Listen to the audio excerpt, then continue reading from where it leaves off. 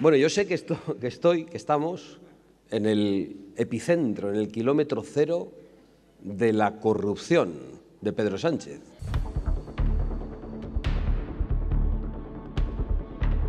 Buenas tardes, amigos. Hoy quiero hablarles de un evento que, sin duda, marca un antes y un después en la campaña electoral extremeña. El pasado 3 de diciembre, Santiago Abascal, el líder de Vox, pisó tierra de Villanueva de la Serena, en pleno corazón de Badajoz, para lanzar uno de los discursos más contundentes y polémicos que hemos escuchado en mucho tiempo. Y créanme, no es exageración decir que este acto ha removido los cimientos políticos de una región que, históricamente, ha sido bastión del Partido Socialista. Pero antes de entrar en materia, déjenme ponerles en contexto. Extremadura va a las urnas el próximo 21 de diciembre, unas elecciones adelantadas que nadie esperaba, convocadas por María Guardiola, la presidenta regional del Partido Popular, después de romper su pacto de gobierno con Vox. Y es precisamente esa ruptura la que ha encendido la mecha de una batalla electoral que promete ser feroz, con acusaciones cruzadas, señalamientos de corrupción y un clima de confrontación que ya es la marca de fábrica de la política española contemporánea. Abascal llegó a Villanueva de la Serena con un mensaje claro y directo, sin medias tintas ni eufemismos. Desde el primer momento,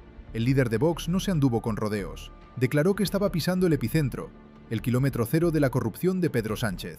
Una afirmación explosiva que resonó entre los cientos de asistentes que abarrotaban el recinto. ¿Y por qué Villanueva de la Serena?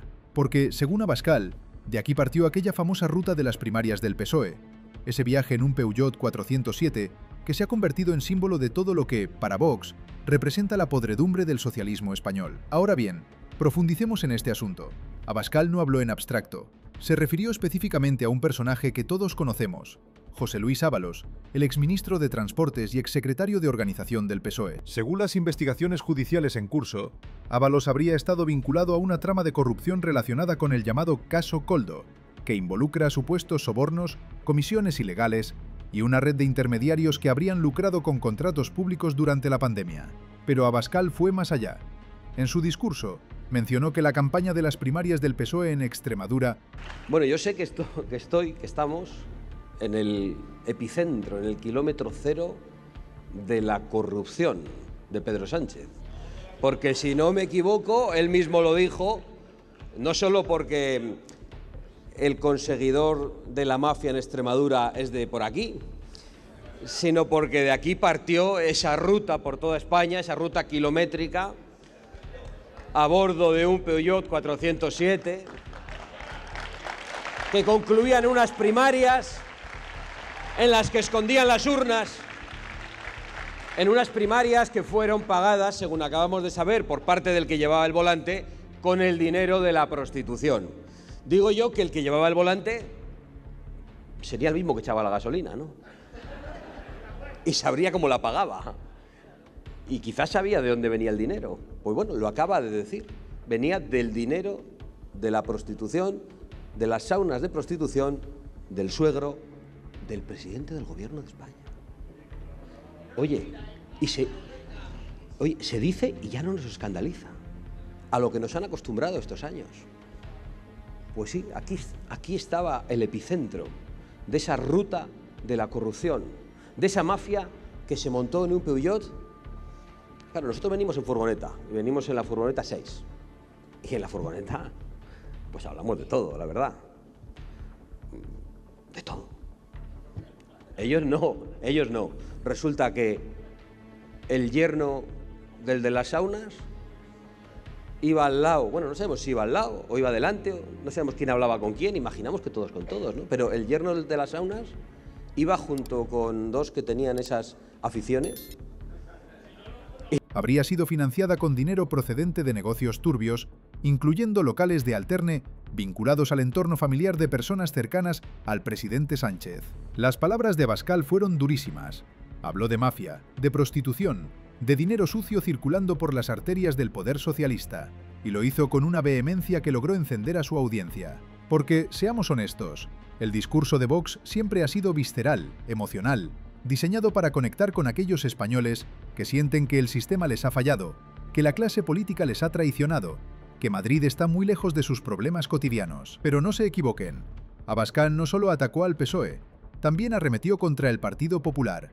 Y aquí es donde su discurso adquiere una dimensión más compleja. El líder de Vox acusó al PP de ser un partido de la estafa, de pactar con los socialistas en Bruselas, de votar juntos las mismas políticas que luego critican en España. Señaló que Feijóo y su equipo mantienen un teatro político, una farsa en la que fingen oposición, pero en realidad son parte del mismo sistema corrupto que dicen combatir. Esta estrategia de Abascal es inteligente y calculada, porque Vox no se presenta como una alternativa dentro del sistema, sino como una fuerza antisistema que viene a romper con décadas de bipartidismo.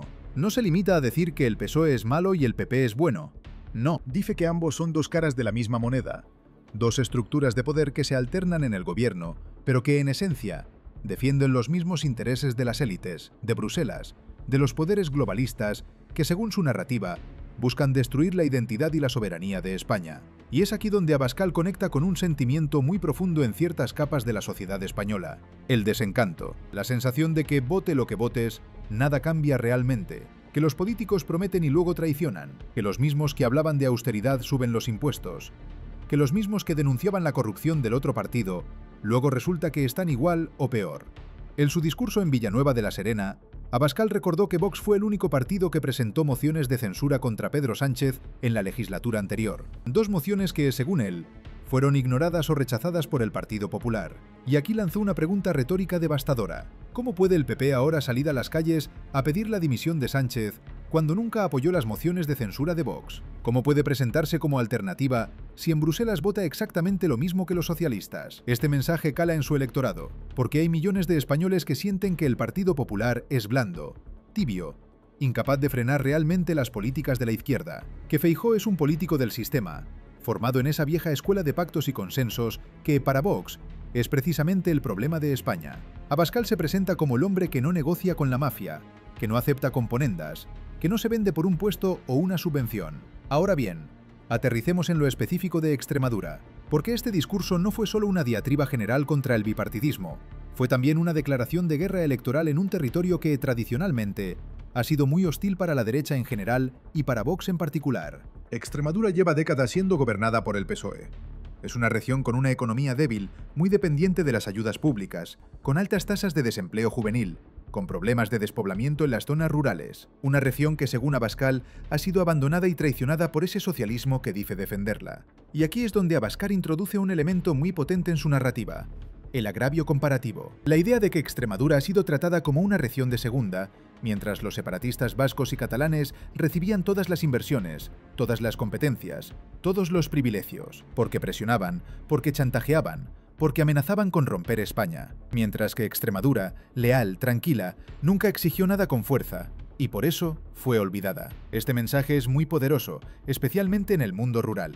Abascal habló directamente a los agricultores y ganaderos que sienten que nadie defiende sus intereses, que las políticas europeas les asfixian con regulaciones absurdas, que los costes de producción suben mientras los precios que reciben por sus productos se mantienen estancados o incluso bajan.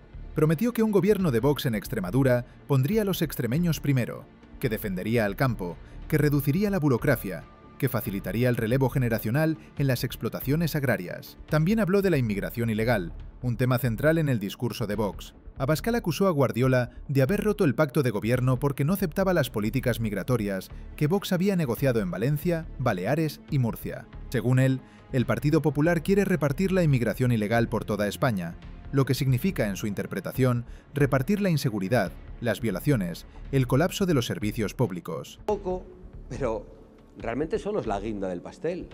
Lo verdaderamente grave, y es la mayor corrupción, es pactar con todos los enemigos de España uno detrás de otro, con los separatistas, con los terroristas y con los comunistas que odian a su propia patria y que odian la libertad de sus compatriotas y que odian la propiedad privada de sus compatriotas. No la odian, la quieren para ellos. Esa es la verdadera corrupción. Lo de que hayan robado, ¿cómo no iban a robar? Si eran capaces de reunirse hasta con el diablo para acceder al poder. Eso no es lo sorprendente. Y ahora, ¿en qué está? Pues en seguir comprando un tiempo más de investidura con unos presupuestos que los va a pagar, ¿cómo? Untando al separatismo catalán otra vez. ¿Con qué? Con nuestros impuestos. con vuestros impuestos, con el fruto de vuestro esfuerzo, con el esfuerzo de los agricultores, de los ganaderos, de los autónomos, con el esfuerzo histórico de los que hoy son pensionistas, con el esfuerzo de todos. Un lenguaje duro, sin concesiones, que busca generar miedo y movilizar a un electorado que ve en la inmigración una amenaza. Y luego está el tema de la vivienda, otro caballo de batalla de Vox. Abascal pintó un panorama desolador para los jóvenes españoles. Dijo que hoy un joven no puede soñar ni con alquilar un piso, ni con comprarlo, ni con formar una familia, que los salarios no alcanzan, que el coste de la vida se ha disparado, que los jóvenes tienen que compartir habitaciones, compartir neveras, emigrar fuera de su tierra para encontrar oportunidades. Y prometió que Vox cambiaría eso, que lucharía por una España donde los jóvenes pudieran quedarse en su región, trabajar, prosperar, echar raíces. Pero volvamos al núcleo del discurso, porque Abascal también se refirió a un hecho muy relevante que ha marcado la actualidad política española en las últimas semanas: la supuesta reunión entre Pedro Sánchez, cuando aún no era presidente, y un exmiembro de ETA en un caserío del País Vasco. Según Abascal, esa reunión habría sido organizada por Ábalos, el mismo personaje del Peugeot 407, el mismo que ahora está siendo investigado por corrupción. Y esto, para Vox, no es una anécdota. Es la prueba de que Sánchez es capaz de negociar con terroristas, con la mafia, con cualquiera, con tal de llegar al poder y mantenerse en él. Este es un tema extremadamente sensible en España.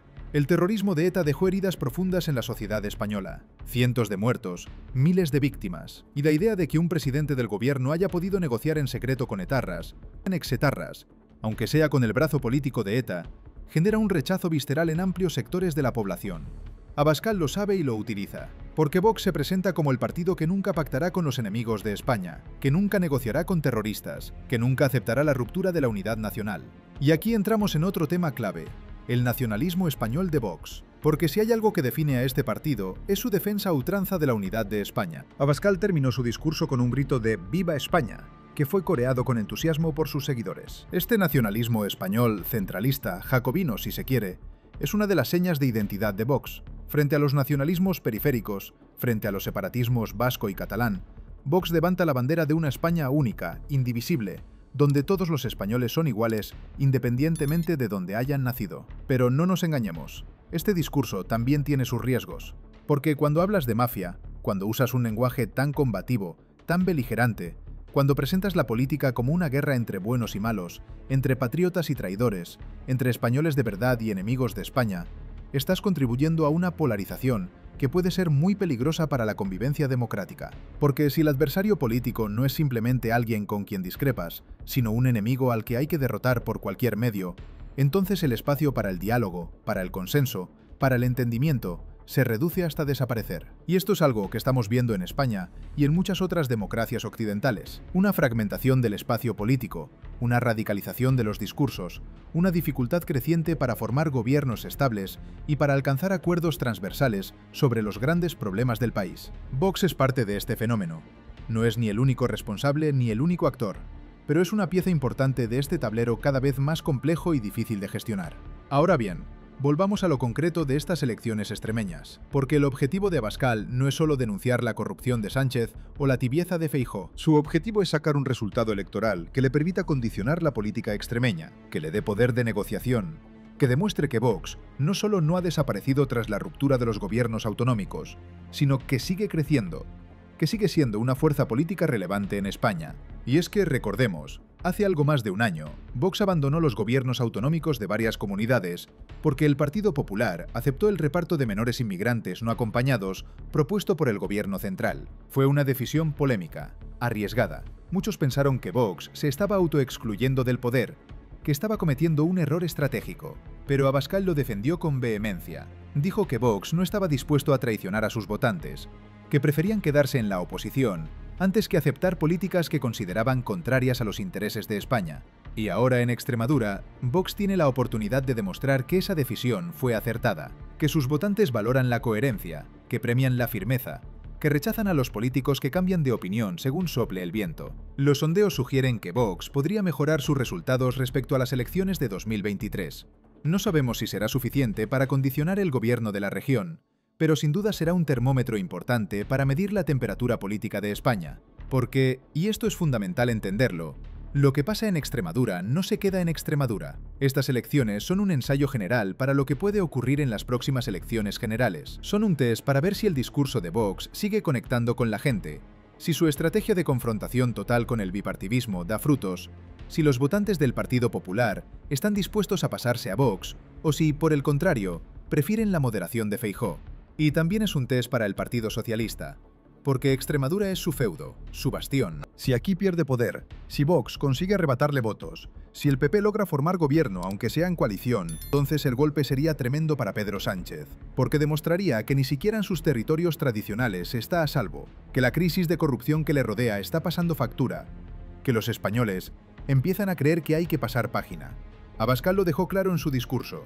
Dijo que lo peor de Sánchez está por llegar, que cada día hay nuevas revelaciones, nuevos escándalos, nuevas vergüenzas, y que los españoles no pueden esperar 2 años más hasta las próximas elecciones generales, que hace falta una moción de censura ahora, que hace falta devolver la voz al pueblo, que hace falta limpiar España de la corrupción que la asfixia.